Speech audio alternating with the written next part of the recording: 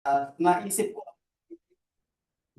na bakit kaya ang Panginoon namatay sa krus? Kasi dapat tayo pong mga mananampalataya ang unang-unang nakakaalam ng bagay na ito eh. Ito po bang kanyang kamatayan ay aksidente lamang? Ito po bang kanyang kamatayan pwede namang dapat iba na lang. Di ba pwedeng yung kanyang kamatayan beheaded, yung pupugutan ng ulo? Di ba pwede yung kanyang kamatayan kagaya po ng tinangka na gawin ng Haring si Belshazzar na ibabasin o sa burno ng apoy, sunugin buhay. Pwede namang saksakin siya ng espada. Bakit yung uri ng kanyang kamatayan, nung panahong yaon, yung po yung pinaka-capital punishment ng Roman Empire na crucifixion on the cross. Yun yung pinakamagandang tanong eh. Bakit?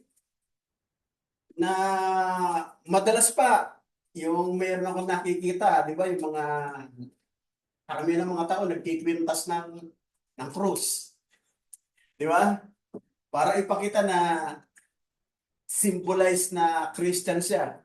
Yung iba naman, nagpapatato sa likod, cross. No? Ito yung pinakamagandang katanungan, bakit yung kamatayan ng Mesiyas kailangan na mangyari o magganap sa krus? Yung kabuuan ng kaganapan na meron doon, yung po ba'y aksidente lang o meron po itong napakahalagang simbolismo na kailangan matutunan ng bawat isa sa atin? Kasi hindi po sapat lang na alam natin na ang kanyang kamatayan ay nagdala ng benepisyo sa bawat isa sa atin upang nga tayo matubos. Hindi po dapat doon lang matapos eh. No? Dapat meron tayong knowledge na bakit kailangan doon siya mamatay. So sasagutin natin yan sa pamamagitan ng pagbabangon ng isang napakahalagang tanong. Bakit kailangan sa kahoy? Di ba? Kasi yung crucifixion made of wood. Tama ho ba? So ito po yung dahilan. The first reason. No? Nung nailagay na po niya yung kauna-unahang lalaki, no? 6 day niyo po ito nilikha eh. Ito yung ika-anim, yung po yung last na paggawa niya. Ang totoo, ang nilagay niya doon, isa lang, wala pa akong kapareho. Si Adam, nilagay niya po doon sa Garden of Eden. So ito po yung kaganapan. In Genesis chapter 2, no? Verse 17, pero babasahin ko po yung 16 muna. And Yahweh God commanded the man, saying, from any tree of the garden you may surely eat. Sa lahat ng puno na yan, pwede kang kumain. May kalayaan ka. Lahat yan, kainin mo. Pero notice verse 17. But from the tree of the knowledge of good and evil, hindi po apple ha. Kasi karamihan ang pinapalit ako, mansanas eh. Napakaliwanag po dyan. Ang pinagbabawal sa lalaki noon ay yung pagkain ng punong kahoy ng pagkaalam ng mabuti at ng masama. Bawal kainin yun. At ano po yung magiging penalty kung kinain mo yun? Ito po. No? You shall not eat from it, for in the day that you eat from it, you will surely, pasin niyo po yung ginamit na salita, you will surely die. Sa Tagalog po, ikaw ay walang pagsalang mamamatay. Meron po kasi pilosopo eh. Umatot pa nga si Adam ng 900 plus eh. Hindi naman po kasi physical na kamatayan ang pinag-uusapan.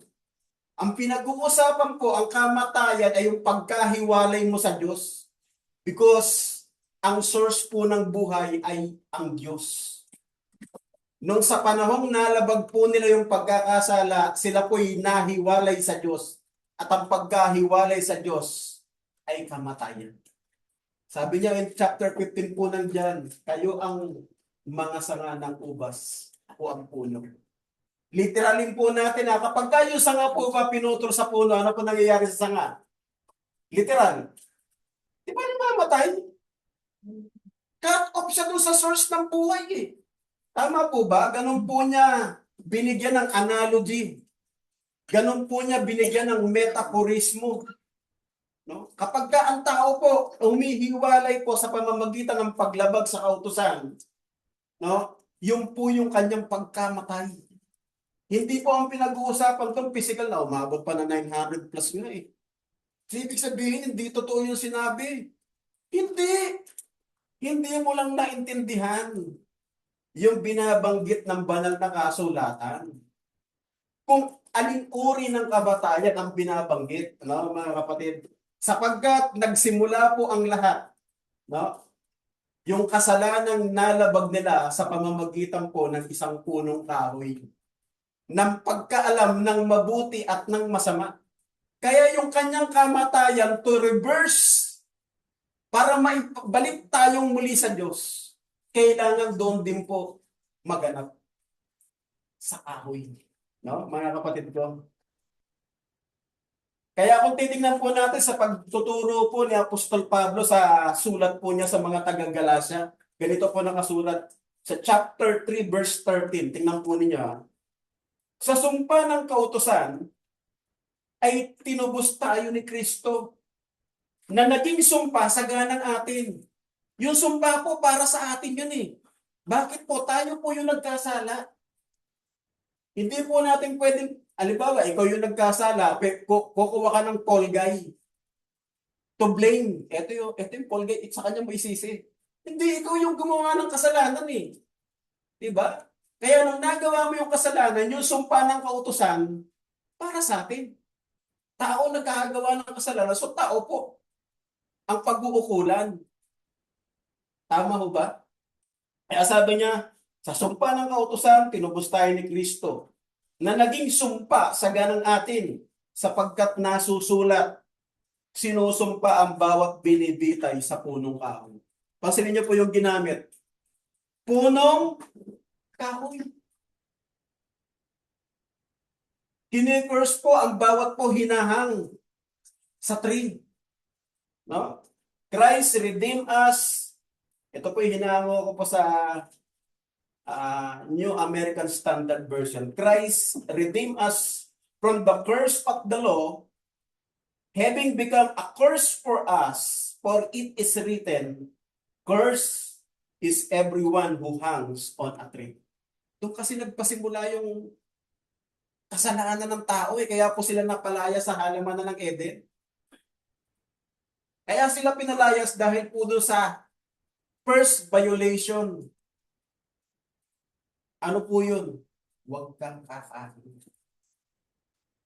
Eh, ang dami-daming, kung bakit ba naman, kasi napakarami naman ng punong kahoy. Bakit yung, kumbaga sa kumbaga sa handaan eh, napakarami, halimbawa, eto kasi meron akong, para sa akin lang to, bagamat ang pinag-uusapan natin ay spiritual. Meron po kasi ako naging kliyente, sabi niya sa akin, high blood siya. Binawal na sa kanya ng mga doktor na kumain ng mga mamantika, ng mga matataba. Pero sabi niya, nung hagdaan daw, nung nakaraan, hindi niya daw natiis kasi lahat daw ng mga kamag-anak niya, parang reunion nila, kumakain ng balat ng lechon. Nung narinig daw niya na malutong, ang lutong daw parang ano daw sa pagdinig niya eh. Parang, sarap pa. Yung tumutunog-tunog pa. Alam niyang bawal Bawal sa kanya ng doktor. Pero dahil na-tempt siya, natokso siya, go siya. Diba? Yan dami naman pagkain. May fruit salad. Healthy pa yun. May vegetable salad. Healthy pa rin yun. Bakit hindi kaya yun yung napili? Bakit kaya yung bawal pa rin? Di ba? Kasi daw masarap daw yung bawal. At yun po yung naging dahilan kung bakit pa meron pong isang ugat sa utak niya napatid. Kaya yung lumabas po doon sa ano niya is hemorrhagic. Ang ibig sabihin po ng hemorrhagic, kasi yung stroke dalawa lang eh, ischemic, baradong ugat. Yung isa hemorrhagic, may pumutok na. Yung po yung naging sanhi, may pumutok. Kaya minsan nakakano eh, ang dami. Isa lang naman, iisa sa napakarami, isa lang yung pinambawal. Bakit yung iisa pa yung napag-initan? Ito po yung dahilan, no, kung bakit po napaalis sa napakagandang pwesto, pinaka-fertilized na garden, pinaka-kumpleto na, kumbaga sana wala ka nang hahanapin. Nandun lahat ng uri ng mga namumunga na halaman, na pinakapagkain, puno, nandun lahat ng mga uri ng hayop na ginawa ng Diyos na magiging pinakapagkain. Dahil lang po doon sa isang rule na yun, doon po nagpasimula ang lahat. Kaya tanong, bakit po kailangan sa kahoy? Yan po yung number one na dahilan. Gusto niyang i-reverse yung curse na yun. Pangalawa, bakit po kailangan butasan yung kamay? Diba? Why? So ito po yung kasagutan. Ang dahilan may kinalaman pa rin po doon sa puno. Tingnan niyo po in Genesis chapter 3 at ang verse po niya ay 6. Then the woman saw that the tree was good for food. Ang galing kasi ng ano rito ni Satanas eh. Kasi pansinin niyo po, pag binasa niyo po yung chapter 2, chapter 3, ang sinabihan lang talaga ng Diyos, mga kapatid, lalaki. Wala pa ko kasi babae nun eh. Sabi niya, makakakain kang may kalayaan sa lahat ng mga punong yan ha. Pero sa puno ng pagkalam ng mabuti at ng masama, huwag kang kakain. Sapagkat sa sandaling ikaw ay kumain, walang pagsalang, ikaw ay mamamatay. Wala pa po yung babae nun. Dumating lang po yung babae nung makita ng Diyos na kung hindi mabuti na yung lalaki nag-iisa. Kasi lahat ng nilikha niya may companion eh. Lumikha siya ng kabayo, may kasama, lalaki, babae. Lumikha po siya ng kalabaw, may kasama, may babae, lalaki. Siya po yung walang katuwang. Kaya ang ginawa ng Diyos, binigyan ng matinding pagkakahimbing na para matulog. At nung natutulog na, kumuha po siya sa parting pinaka-ribs yung kaliwa kasi malapit doon yung puso eh. Kaya po, minsan pag nagkaya ka sa lawa, alam niyo ba kung bakit niyang kinuha? Malapit din yung puso para mahalin, di sa kamay. Kasi kung sa kamay, baka sampalin mo, suntukin mo yan. O kaya sa paa, baka naman tadyakan mo. Di ba? Dito, malapit sa ano, para mahalin. No?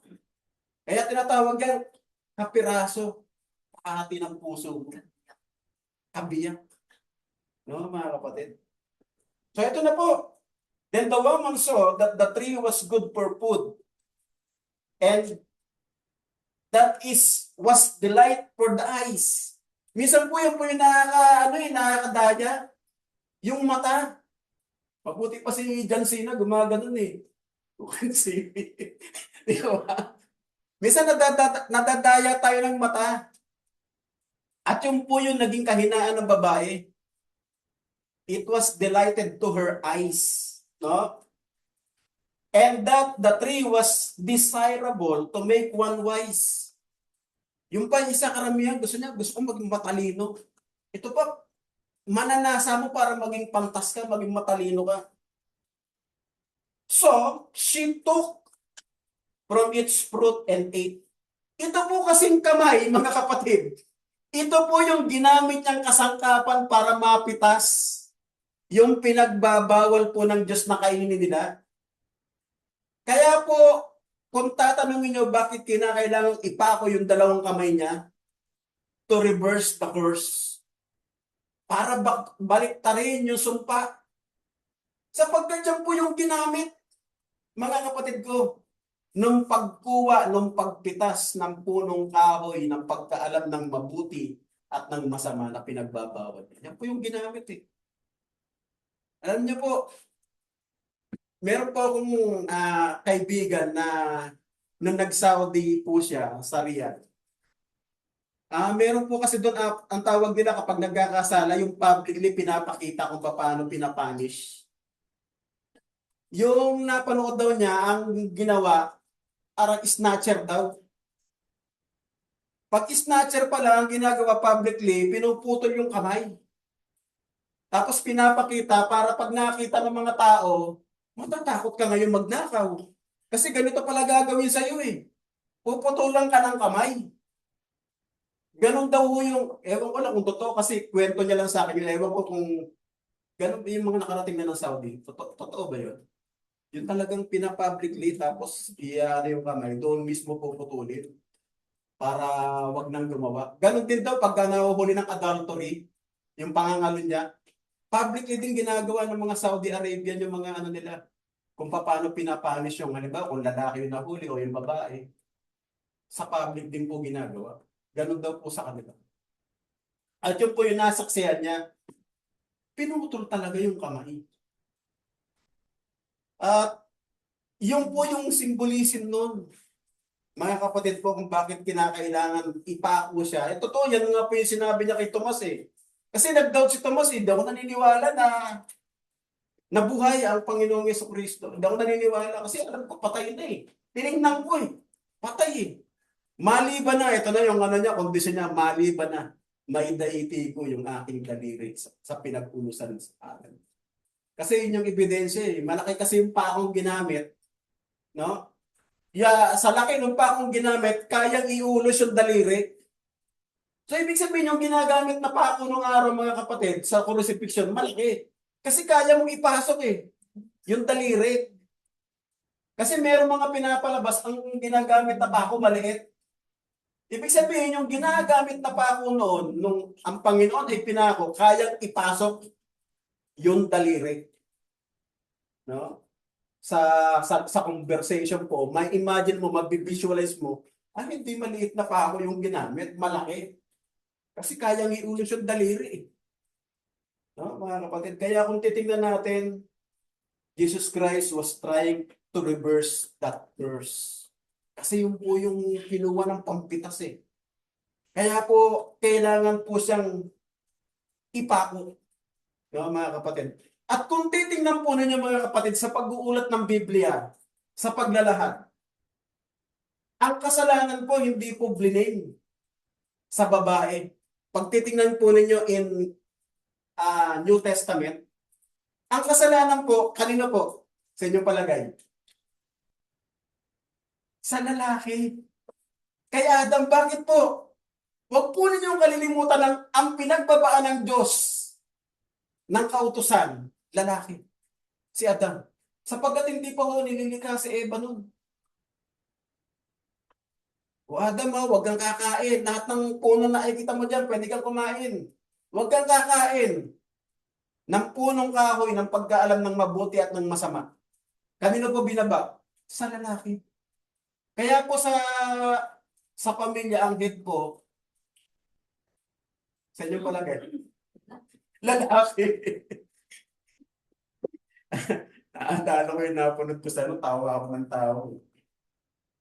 Sabi ng bata eh, my father is the boss of our family. Oh really? He is in control? No. He must say it first to the queen.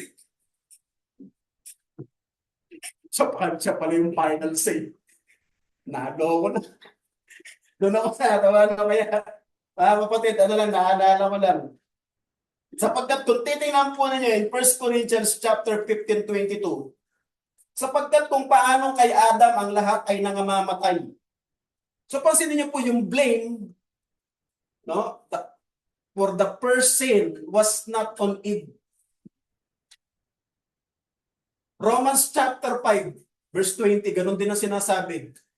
Kung paano kay Adam ang lahat ay nangamamatay, gayon din naman kay Kristo ang lahat ay mabubuhay. Hindi po sinabi kay Eva eh. Kay Adam. Bakit? Siya po yung head eh. You are the head of the family. At ang galing din po ni Satanas. Alam niyo po kung bakit ko nasabing napakagaling niya? Alam niya ang binabaan ng utos yung lalaki. Kaya ang inatake niya babae. Ang galing din ng strategy niya. Aralin niyo yun. Alam niya, binabaan ng utos ng lalaki.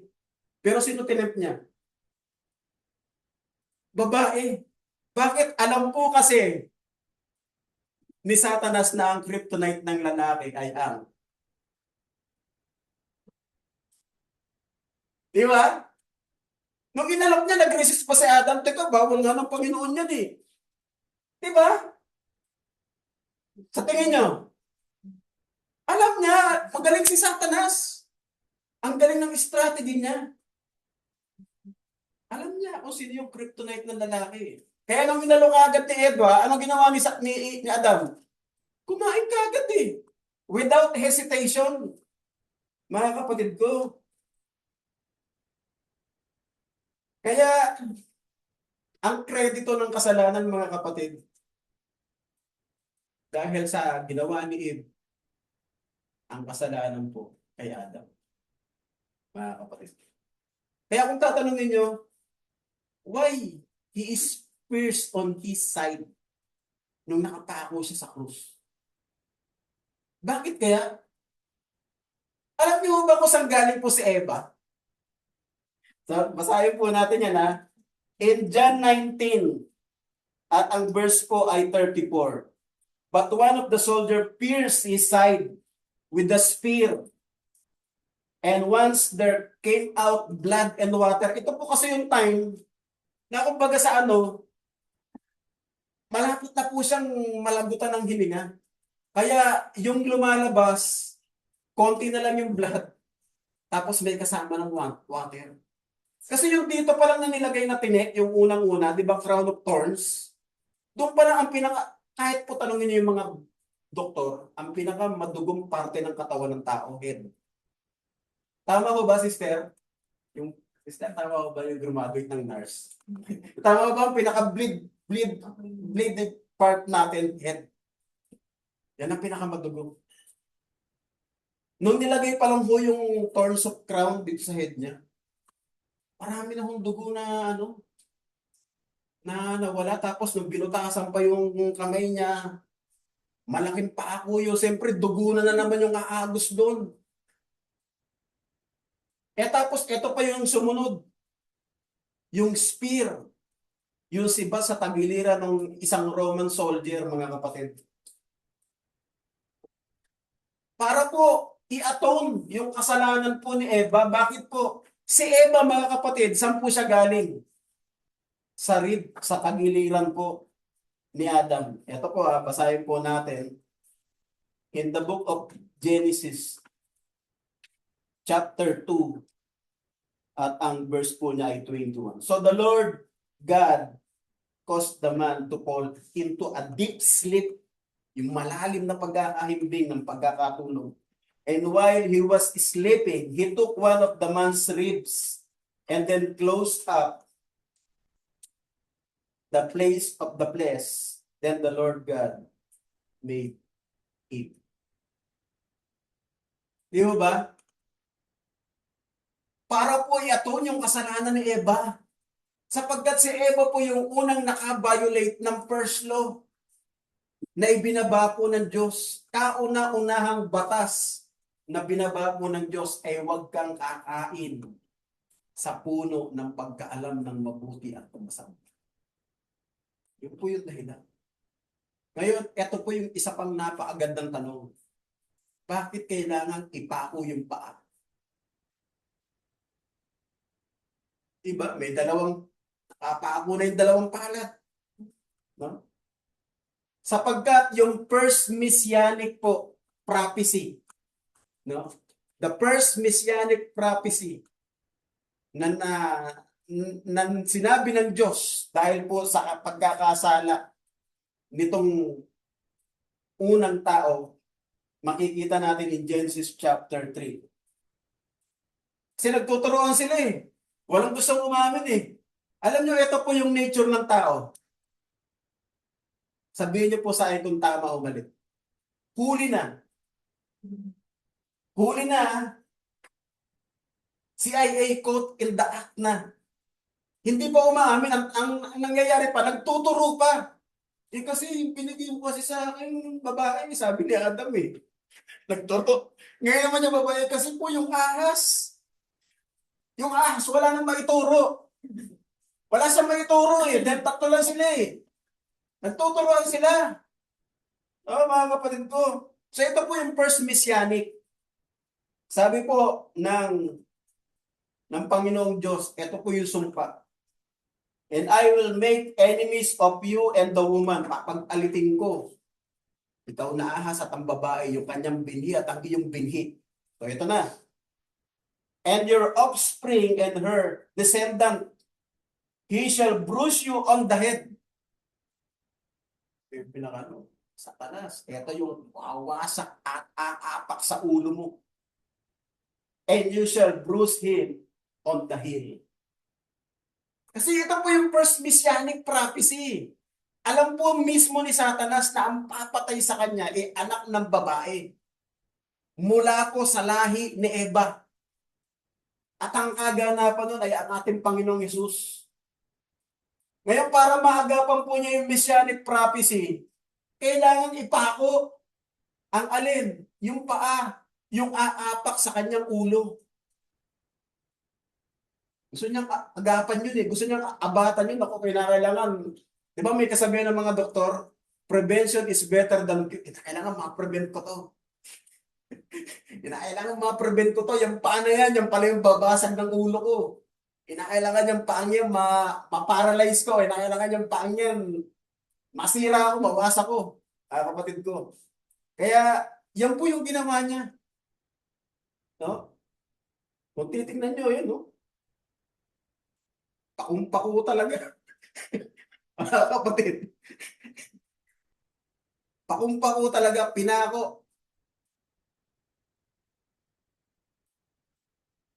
Kaya ito po yung isa na kaagad ng tanong. Why put the crown of thorns?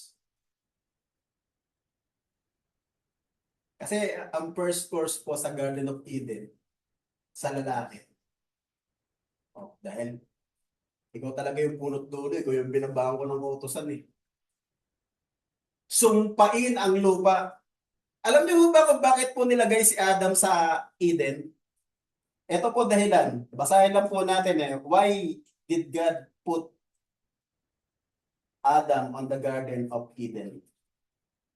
Sa Genesis chapter 2:13, and the Lord God took the man and put him on the Garden of Eden to dress it and to keep it. Kasi siya po yung magko-cultivate. Siya po yung maglilinang. Ang kagandahan ng mga kapatid, yung nililinang niyang lupain sa halamanan po ng Eden, napaka-fertilized na lupa. Dahil hindi pa sinusumpa eh.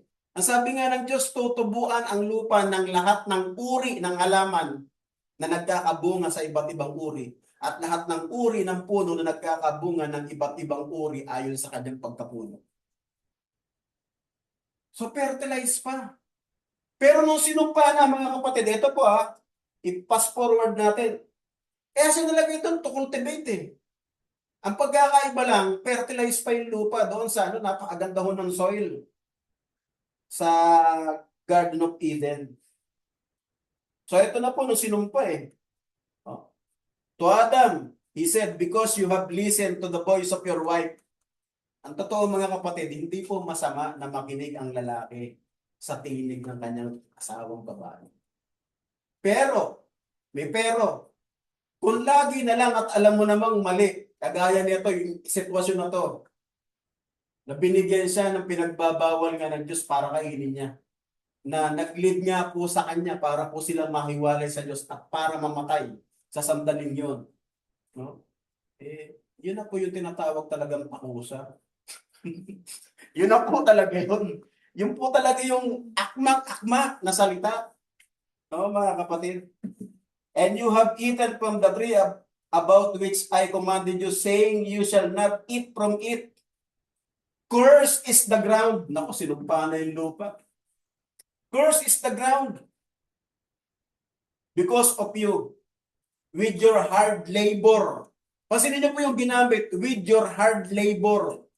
Alam niyo yung ginagawa niyang pagko-cultivate sa Garden of Eden, hindi po hard.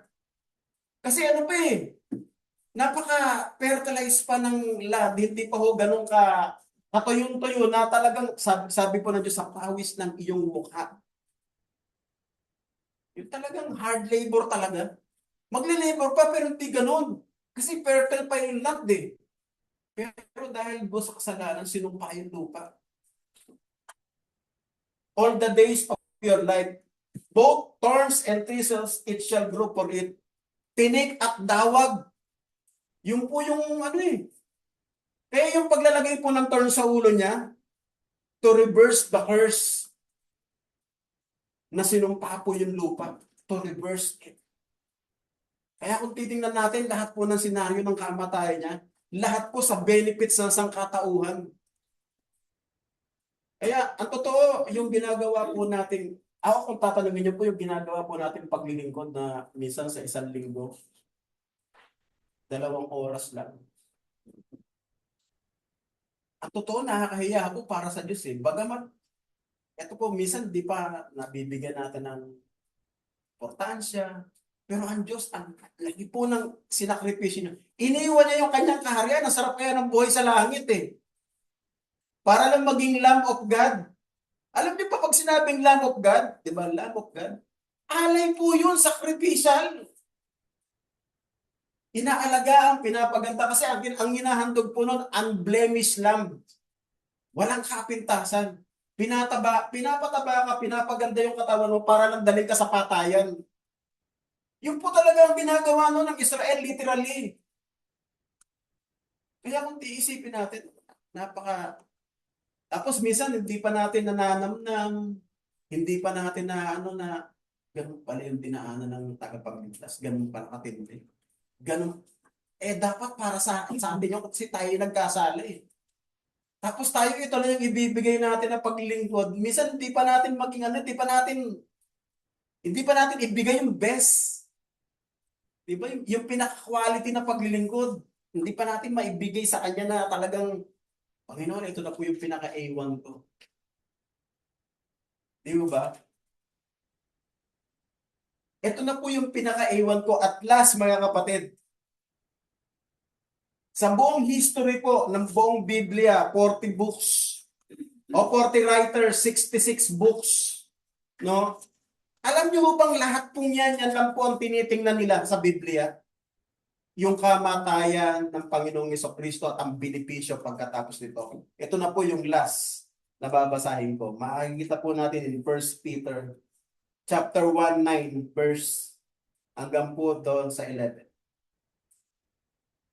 For you have true end of your faith, even the salvations of your soul, sapagkat ito ang layunin ng inyong pananampalataya, ang pagkaligtas ng inyong mga kaluluwa, the salvations of souls. Kasi itong katawang lupa, mamamatay yan eh. Whether we like it or not, kahit na ano pong ginagawa niyan, kahit na anong pag-exercise, kahit na anong vitamina, organic foods, organic na kung ano-anong mga kinakain mo, in the long run, mamamatay din po yan. Sabi nga po ni Rico J. Puno, nagmula sa lupa. Ano sabi? Magbabalik na kusa. Babalik po yan. Kahit na si Pilita Corrales nagpapabotox, wala kayong makita wrinkles. Alam niyo kung nasaan, nandito po lahat. Nasa liig. In the long run, mamamatay pa rin. Wala pong makakaiwas dyan. Napakatakaw po ng kamatayan. Hindi niya po tatanungin, o bata ka pa, wag ka muna mamatay, bata ka pa. Matanda ka na, wag ka muna mamatay, bibigyan pa kita ng 10 years. Hindi po. Ang kamatayan po napakatakaw. Wala po siyang kinikilalang gender, male or female. Male, female. O kaya yung nasa gitna, yung sinasabi nilang mga lumabas pa ngayon ng mga bagong species. Mga bagong species. Meron pa ka na, may mga sinasabi nila na ano, basta yung nasa gitna na hindi naman nakasulat sa Biblia. Kasi nasa Biblia, male and female lang eh. Meron pa silang ina-identified na iba pang species. Hindi ko alam kung ano yung species na yan. No? For the prophets who gave the news of the grace, nagbigay daw po ng balita, ng biyaya, which would come to you, made search with all care for the knowledge of this salvation. Yung salvation na binabanggit niya, yung kamatayan po ng ating Panginoong Jesucristo sa krus ng Kalbaryo. No? Verse 11, attempting to see what sort of time the Spirit of Christ which was in them was pointing to when it gave witness to the pains. Pansinin niyo po, pains. Kaya po nung nananalangin si Jesus Christ sa Garden of Gethsemane, ang pakiramdam niya yung pawis, parang buo-buong dugo. Kasi alam niya kung gaano kahirap eh. Alam niyo po, binivisualize ko ang sabi po ng mga ng mga nasa kalagayan po ng medical fields. Kapag ka daw nakapako ka na sa krus, kung gaano daw yung bigat mo, imagine niyo to, ang bigat ko is 93 kilo. Kalahating oras, yung lahat ng ano mo, yung lahat ng bigat mo, bibitaw daw yan eh. Bibitaw, tapos yung paghinga mo, magiging deep na. Imagine mo yun, magiging deep, malalim na yung paghinga mo. Kasi lahat ng gravity, di ba? The law of gravity, lahat pababa. Maghagis ka ng bato, babagsak ang bato. Tama ho ba? Pababa yan lahat. Ibigay mo nakahangka, nakapako ka, nakaganyan kung gaano ka kabigat. Pati yung paa mo, parang maghihiwalay po yan. Tapos, andyan pa, sasaksakin ka pa doon sa tagiliran mo. Nauuhaw ka, hindi itubig yung ipaiinom sa'yo, suka. Pero mo, diba? Ganun po kabrutan yung mga tao noon. Isipin mo na lang yung dinaanan ng ating Panginoon, yung pains. Kaya sabi niya, witness to the pains of Christ would undergo and the glories which would come after them. Ano po yung glory? Ano po yung kaluwalhatian? Sabi po in chapter 19 verse 30 ng John, it is finished. Ang ginamit po na Greek word, tetelestai. At alam niyo po ba yung word na tetelestai, ginagamit po ng ancient Greek in three ways.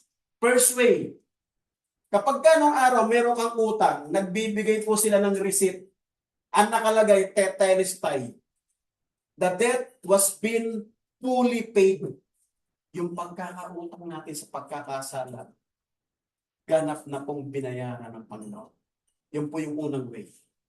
Second way, in judicial court, kapag na-serve na po yung kanyang sentensya, halimbawa, ang sentensya mo, 20 years na pagkakabilanggo, magbibigay po sila ng kasulatan na nakalagay, tetelestai. It is been fully served. Ganap na pong napaglingkuran kung ano po yung kabuuan ng kabayarang kasalanan. Halimbawa, 20 years, 3 years. It is been fully served. Yung pangatlong pagkakataon, ginagamit po yung salitang tetelestai in warfare para sabihin the battle was been fully won. Napagtagumpayan ng ganap ang digmaan, natalo na ang kalaban. Para sabihin po sa tatlong bagay, yung kabayaran po ng ating kasalanan, ganap na po binayaran ng Panginoon. Tetelestai. Pangalawa po, yung ginawa po nating kasalanan, ganap na pong napagbayaran sa kabuuan mula po nung lumang tipan hanggang yung bagong tipan. Pagkakaroon-taon ng ating Pangatlo, yung digmaan po ng kasamaan ni Satanas at ng kasalanan, ganap na pong napagtagumpayan sa krus ng Kalbaryo ng ating Panginoon. Kaya po, kung titingnan po natin yung krus ng Kalbaryo, yun po yung tunay na biyaya ng Diyos sa bawat isa sa atin. At sa biyayang yun, ini-enjoy natin. In the end, magkakaroon po tayo ng pag-asa sa buhay na walang. Muli, isang magandang umaga po sa ating lahat. Maraming salamat.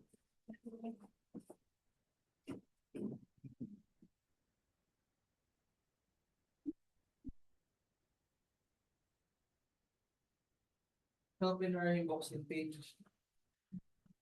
142.